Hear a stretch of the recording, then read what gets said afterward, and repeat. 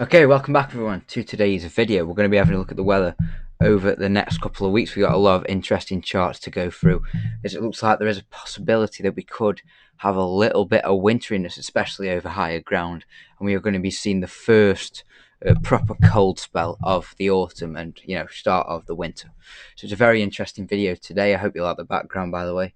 Did it because we might see a bit of winteriness, so I've popped that in the background. Looks quite good, doesn't it? So yeah, we've got a lot to go through today. Thanks everyone for the support once again. I'm not going to waste any time because we've got loads of stuff to go through in today's video. If you want to know why I'm looking over there, that's why I'm looking at the chart. So that's why I'm looking that way. Right. Anyway, so we are going to be going through all of the model runs today. The GFS, GEM, ECMWF, all of that. This is the GFS 12Z. Latest model update. If you didn't already know, the high pressure is the yellows, orange and reds, and that means we're going to get a more settled and dry sort of pattern. And the low pressure is the greens, blues and purples, which favours a more wet, windy and unsettled spell of weather. So this is the current situation. We've got high pressure starting to ridge towards Scandinavia, Greenland now. Over the next hours and days. We're currently still pretty mild, dragging winds up from a southwesterly direction.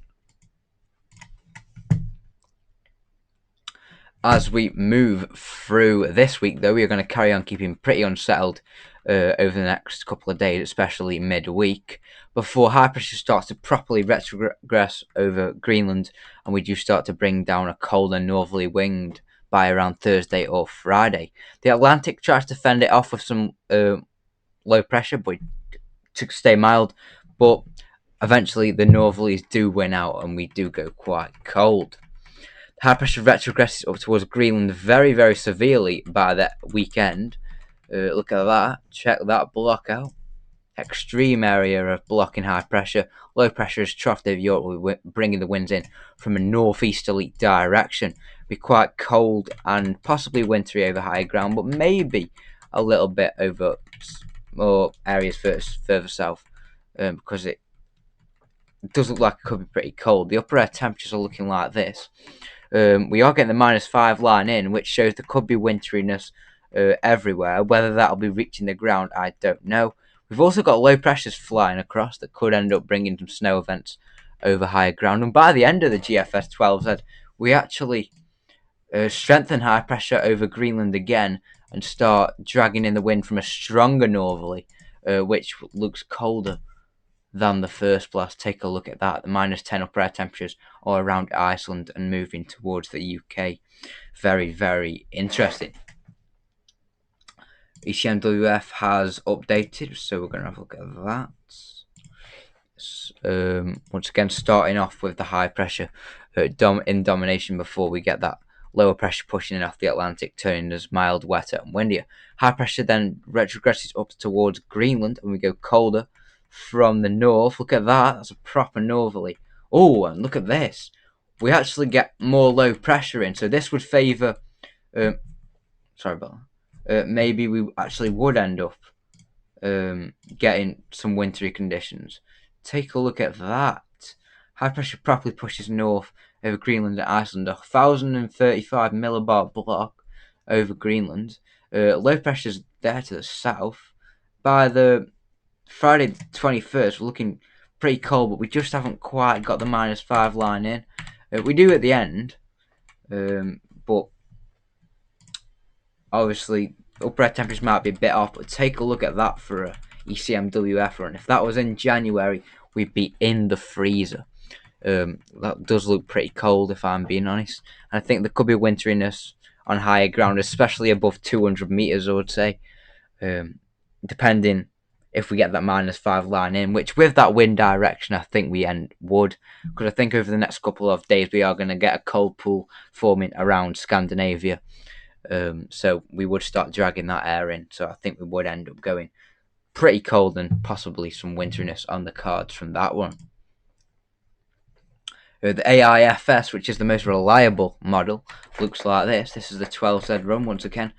wet and windy off the Atlantic before high pressure blocks out the Atlantic, and we start to drag the wind in from a northerly direction. Take a look at this from the AI ECMWF model. Low pressure just to our northeast over the North Sea, and we're dragging in a cold northeasterly wind. It does go wetter and windier, milder from the west by the end, but that is a good run once again for cold lovers. Upper air temperatures I'm expecting will be in -5. Yeah, we do get the -5 line in. It's a bit of hit and miss. We'll just have to see what happens there. It's going colder over areas of Scandinavia at the minute, because I looked at some live cameras earlier and some temperatures, and I think that it's going to go down to -10 in parts of northern Finland this week. So that signifies that there is some colder air starting to build up over Scandinavia. So we could be in, if we do get them northeasterlies in, we might end up dragging some quite cold air in. ECMWF EU looks like this. Once again, high pressure retrogresses up towards Greenland. We drag the wind in from a northerly. The Atlantic tries to block it off, but it does look like we're actually going to get it in. First time I've seen the ECMWF EU actually go for this, so it is looking like a lot of the models are starting to agree on it. The UK Met Office run looks like that at 144 hours. That's as far as we go. And it's pretty poised to end up bringing that northerly wind in by the end. So that's very, very interesting as well. GEM, see what that does. Once again, high pressure up towards Greenland.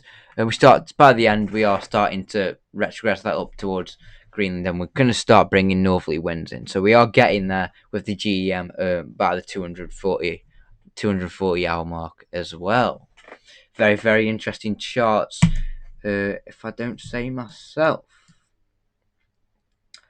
this is what the upper air temperatures are looking like based on that the GFS 12Z ensembles. Pretty interesting. We're currently, the red line here is the 30-year average from 1991 to 2020.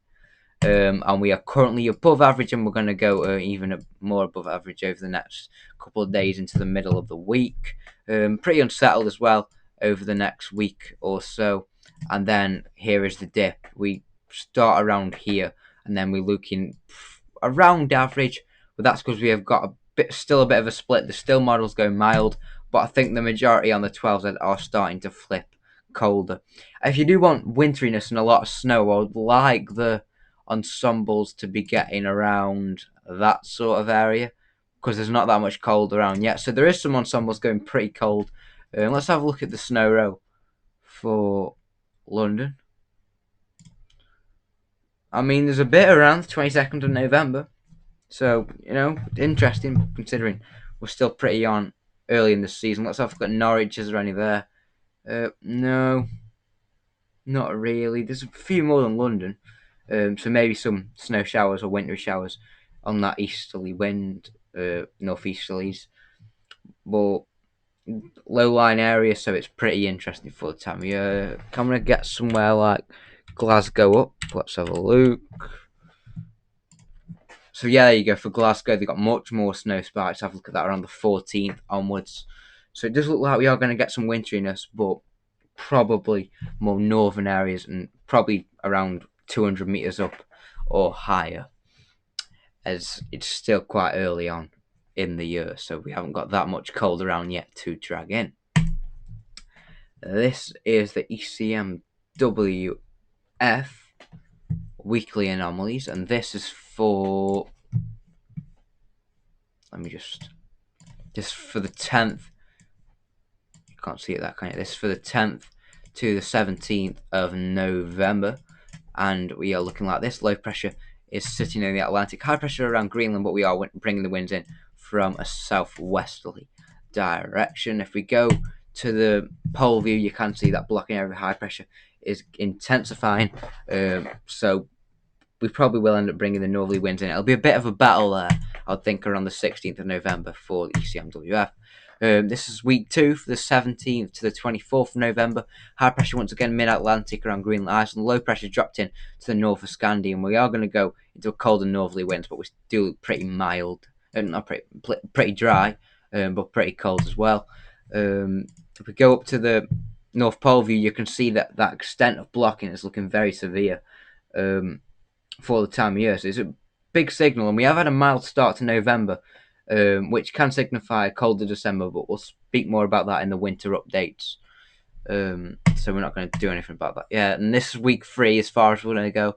This is the 24th of November to the 1st of December. High pressure around Greenland, Iceland, low pressure over northern Europe. High pressure is originating from the south, so it's going to be a battle between that westerly and that northerly. It'll be a bit of a battleground, and all sorts of fun and games could happen with that type of setup. This is the reason. This is the reason we have got that blocking. The North Atlantic oscillation signifies. This shows us why we have got that blocking signal. So when the NAO is positive, it shows that we have low pressure around Greenland and Iceland, and when it goes negative, it shows we've got higher than average high pressure building over the North Atlantic. And at the minute, we are entering a very negative phase. We do recover by the end, but that's quite a way out, so don't take any notice of that yet. Once again, the Arctic oscillation is looking negative as well, which shows that there's going to be blocking over the North Pole.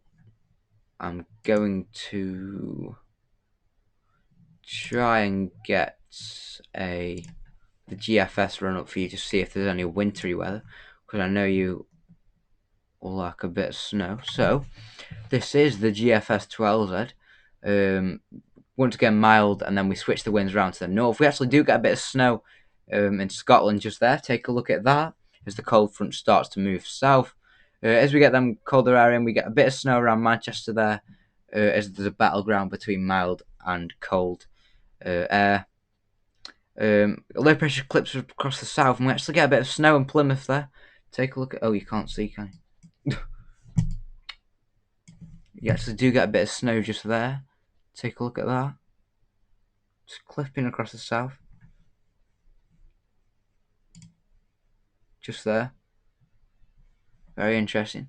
And then we do start. Actually, look at this. We get the transitional snow event just here for most of the country from the GFS 12. So take a look at that first snow of the year. Very, very interesting. And the wind. Oh wait, the low pressure comes in, and we wrap the winds back around, and we start going more wintry again. So we have got a bit of snow on the GFS run today. Very, very interesting indeed. Right, we are done for your 10 to 14 day forecast to see if we are going to get the cold weather in. So there you go. Thanks everyone for watching, and we'll see you in the next one. Goodbye.